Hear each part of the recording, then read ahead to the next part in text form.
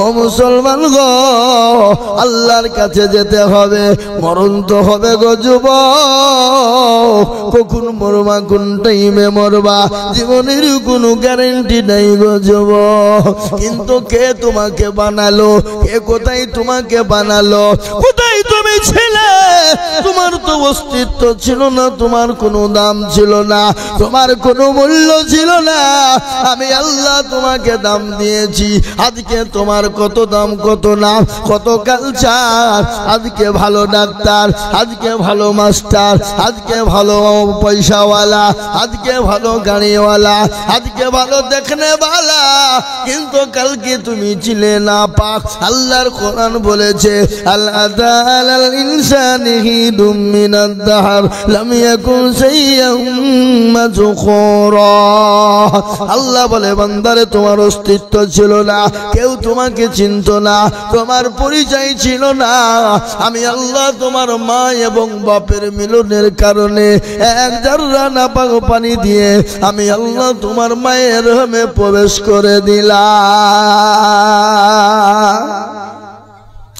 এক জাররা নাপাক পানি, এক জাররা পানি দিয়ে আমি তেল তেল তেল তেল করে তোমাকে তৈরি করলাম। রক্ত থেকে মাংস তৈরি করে সুন্দর করে টাকচার দিয়ে, হাত দিয়ে, পা দিয়ে, ব্রেন, চোখ, ব্রেন সমস্ত দিয়ে আমি আল্লাহ তোমার মায়ের গর্ভের ভিতরে নামাজ নদিন তোমাকে আশ্রয় দিলাম। ওরে বান্দা, সেই দিন তোমাকে কে খেতে দিয়েছিল? সেই দিন তো কেউ তোমাকে খেতে দেয় না। আমি আল্লাহ তোমার মায়ের মাসিক রক্তগুলাকে বন্ধ করে দিয়ে আমি তোমার জন্য সুন্দর করে খাবার করে দিয়েছিলাম। ও বান্দা, নামাজ নদিন খেয়েছিলে, দুনিয়ার জমিনে তুমি এলে, তুমি তো একদিনের ছেলে, দুদিনের ছেলে, 3 দিনের ছেলে। বলো বান্দা, তুমি কি খাবে? আপেল, বেদানা, নাশপাতি, আঙ্গুর, মনক্কা, আখরোট তুমি খেতে পারবে না। দামি দামি প্রাণী পোলাও খেতে পাবে না। আমি আল্লাহ তোমার জন্য এমন একটা খাবার দিয়ে দিলাম, যে খাবার খেলে সর্দি হবে না, যে খাবার খেলে গরমি লাগবে না। সে খাবারটা কি রে বান্দা? সে খাবারটা হলো তোমার মায়ের স্তনের দুধ। এ মুসলমান, আমাদেরকে মায়ের গর্ভের থেকে 1 দিন, 2 দিন, 3 দিনের ছেলে আমরা কি খাবো? ভাত, রুটি, আপেল, বেদানা, নাশপাতি, আঙ্গুর, মনক্কা, আখরোট। নো বাবা, এটা নয়। আল্লাহ বললেন, এমন একটা খাবার দিলাম তোমার সর্দি হবে, তোমাকে গর্বে লাগবে না। আল্লাহ বলেন, খাবারটা হলো তোমার মায়ের স্তনের দুধ। বান্দা, যখন তুমি মুখ দিবে, তোমার জন্য না ঠান্ডা না কেন গরম বেরোবে, এমন একটা এয়ার কন্ডিশন বেরিয়ে যাবে, না তোমার সর্দি হবে না গরমি হবে। বলে, বান্দা রে, আমি আল্লাহ তোমাকে সুন্দর করে খাবারের ব্যবস্থাপনাই করে দিলাম। কিন্তু আল্লাহ বলেন, আমার বিচার কত সূক্ষ্ম শোনে না। তোমার মায়ের এক একটা স্তনের ভিতরে আমি আল্লাহ একটা করে ছিদ্র দিতে পারতাম, কিন্তু কটা ছিদ্র দিয়েছি তুমি তা জানো না। পৃথিবীর কোন ডাক্তার জানে না, পৃথিবীর কোন সার্জন জানে না একটা মায়ের স্তনের ভিতরে কটা করে ছিদ্র আছে, কেউ বলতে পারবে না। আল্লাহ বলেন, আমি 1000 করে ছিদ্র দিয়েছি। বান্দা যখন মুখ লাগিয়ে স্তনের দুধ পান করবে, আমি আল্লাহ তার জন্য 1000 ছিদ্র দিয়ে তিল তিল তিল তিল করে বাচ্চার জন্য খাবার দিয়ে দেব। আল্লাহ ডাক দিয়ে বলে, বান্দা, 1 দিন, 2 দিন, 3 দিন হয়ে গেল, 1 মাস, 2 মাস, 1 বছর, 2 বছর হয়ে গেল, দুনিয়ার দামি দামি খাবার তুমি খেতে লাগলে, আপেল, বেদানা, নাশপাতি, দামি দামি খাবার খেলে রে বান্দা। তারপরে তুমি বড় হয়ে গেলে, স্কুল, কলেজ, ইউনিভার্সিটি, তুমি মাস্টার, ডাক্তার হয়ে গেলে, তুমি জজ, ব্যারিস্টার, পয়সাওয়ালা হয়ে গেলে, তোমাকে বলা হলো আল্লাহকে মেনে নাও, আল্লাহর দিনকে মেনে নাও, কোরআনকে মেনে নাও, নবীকে মেনে নাও, রসুলকে মেনে নাও। ও বান্দা, তুমি এমন পয়সাওয়ালা হয়েছ, এমন টাকাওয়ালা হয়েছ, এমন সুশিক্ষায় শিক্ষিত হয়েছ, তুমি বলে আল্লাহকে মানি না, আল্লাহকে জানি না, আল্লাহকে চিনি না, দেয়ার ইজ নো গড, আল্লাহকে চিনি না। ও মুসলমান, এমন ইংলিশ তুমি মারতে শিখেছ। আল্লাহ বলেন খারাপ শুন, আমি আল্লাহ যদি তোর মায়ের গর্ভে থেকে তোর চোখ দুটো বন্ধ করে দিতাম, আমি আল্লাহ যদি তোর মায়ের গর্ভে থেকে তোর জবানটাকে বন্ধ করে দিতাম, আমি আল্লাহ যদি তোর মায়ের গর্ভে থেকে তোর হাত পা ন্যাংরা লুলো করে দিতাম, পৃথিবীর এমন কোনো সার্জন ছিল না, পৃথিবীর এমন কোনো ডাক্তার ছিল না, পৃথিবীর এমন কোনো দার্শনিক ছিল না যে তোর হাত পা চোখ নাক কান ফিরিয়ে দিতে পারবে গো? কথা বলেন, পারবে? মায়ের গর্ভে থেকে যদি কারো অঙ্গ পতঙ্গ চলে যায়, পৃথিবীর এমন কোনো বাবার অধীন নাই, পৃথিবীর এমন কোনো ডাক্তার সার্জনের ক্ষমতা নাই যে তার চোখ, তার হাত, তার পা, তার নাক, তার কান ফিরিয়ে দিতে পারবে। আল্লাহ বলে না, পারবে না, আমি আল্লাহ ছাড়া কেউ পারবে না। ওরে বান্দা, তুমি কেন আমাকে চেনো না? আমার বড় হুকুম নামাজ কেন পড়ো না? আল্লাহর বড় হুকুম কি, জোরে বলুন। কথা কয় না নামাজ, কিন্তু আমাদের ভিতরে নামাজ কেউ পড়ে নাকি? কজনা পড়ে? 100-র মধ্যে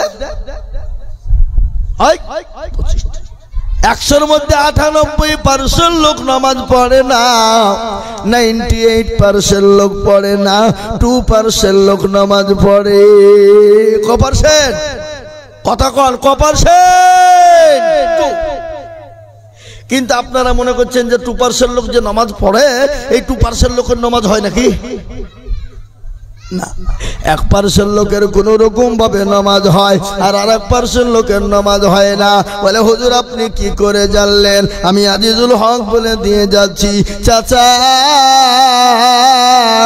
দাড়ি পেকে গেছে, চুল পেকে গেছে, 20 বছর ধরে নামাজ পড়ে, আত্তাহিয়াতু জানে তো দুরূদ শরীফ জানে না, দুরূদ শরীফ জানে না তো দোয়া কুনুত জানে না, দোয়া কুনুত জানে না তো দোয়া মাসুরা জানে না, দোয়া মাসুরা জানে না, দোয়া সানা জানে না, ইন্না তাইনা কুল, তার মধ্যে দেখা যায় 20টা ভুল।